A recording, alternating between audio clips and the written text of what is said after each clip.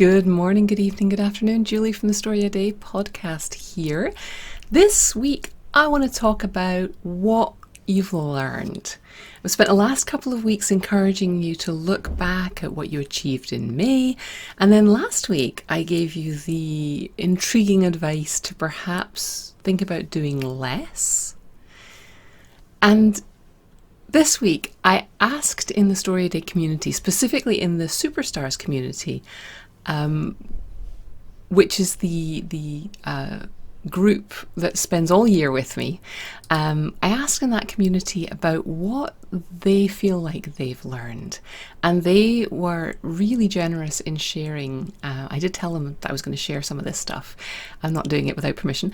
They were really generous about sharing some of the things that they've learned. Some of it was process related. Some of it was topic related. And some of it was just sort of emotional. So, starting with process, I shared first of all that I've learned that I needed to get over the fact that I only seem to be able to produce things when I make a commitment to someone else. Making a commitment to myself is all well and good, but I'm not one of those people who just decides to do a thing and then does it. And I beat myself up about that for so long, like most of my life. And I give full credit to Gretchen Rubin for turning me around on this, the happier podcast and happier book lady, Gretchen Rubin. She has this personality profile test thing that you do. And one of the 4 personality types that she identified is an upholder. That's the person that I thought I wanted to be, someone who just decides to do things and then they do it. But one of them is the obliger. And that's someone who just does better when they make commitments to other people, or even for other people.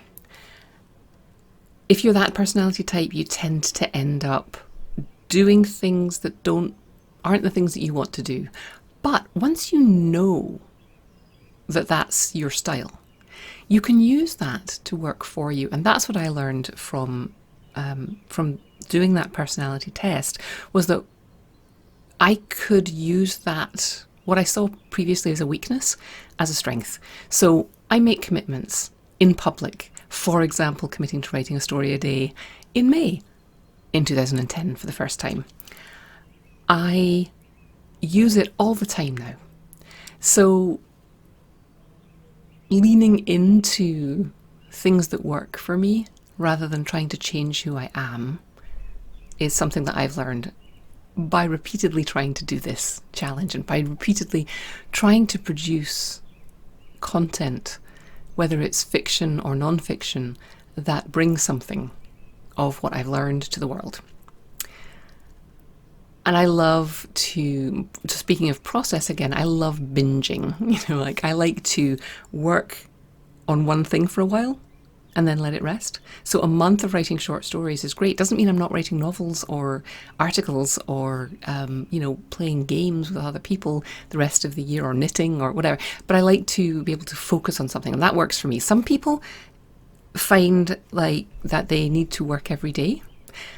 In the Superstars group, one person said, I've learned that routines are good, but quickly become anathema if I don't change them up.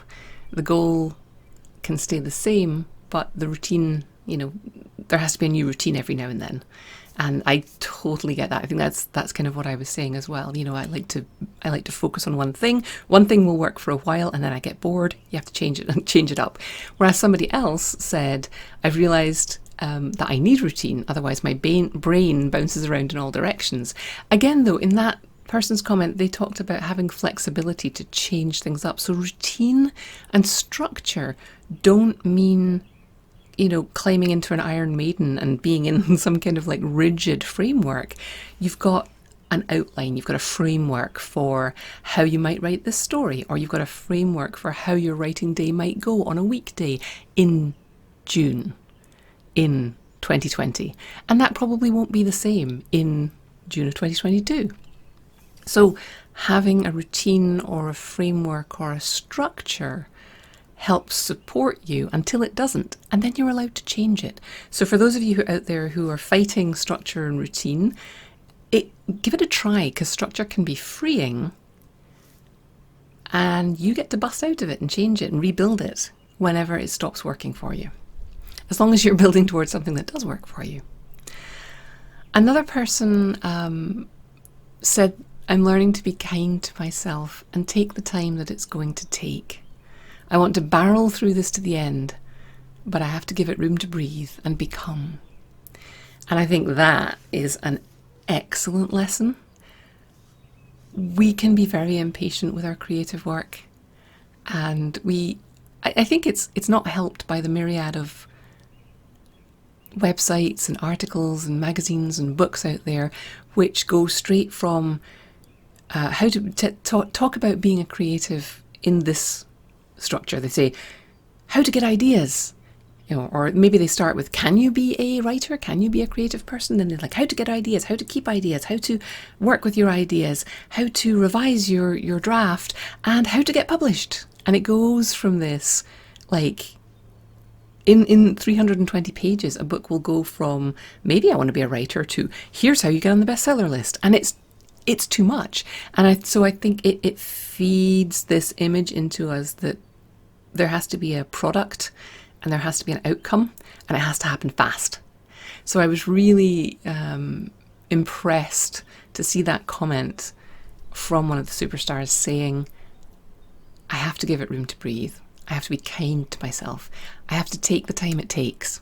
That's not the same as saying, oh, I can just, faff about and write whenever I feel like it, and write when I feel inspired. No, this is someone who's turning up for their writing 3-4 days a week and doing really hard work of emotional writing, plumbing, digging down, but also giving herself the grace to let it take how long it takes. I think that's an amazing insight. And this is someone who's a newer writer, and I think that's like a huge shortcut for her. So excellent. Another person, which I've heard this comment a lot in the StoryADay community, especially in the superstars, something of this flavor, right? I've learned that for me, when I have an idea for something, no matter how weird it might seem, I need to go with it. If nothing else, than to experiment and get it out of the way for more things. I hear this all the time. I'm writing a weird little story. I don't really know what this is. I'm feeling this story is calling to me. And a lot of the time people are like, I'm writing this weird thing. It doesn't feel like anything else. I can't put it in a box. I don't know where I would send it. I don't know what publication would take it. And yet, if you allow yourself to sink into that and just pursue it to the end, that will never be wasted time. I've seen weird little stories go out into the world and find their place, and I've seen weird little stories that just get written and then the author goes, all right, now I know something new for some other project. It's never a waste to sink more deeply into writing the writing that comes out of you. I've just finished the autobiography of Chiara Allegria Hudes, who wrote In the Heights, which is the movie that's just come out. The movie of the musical has just come out in the US, and it's the musical she wrote the book for. Lin-Manuel Miranda wrote the music for. Read her autobiography, and she was talking about her first play that she wrote. And she was kind of horrified when she finished it, because it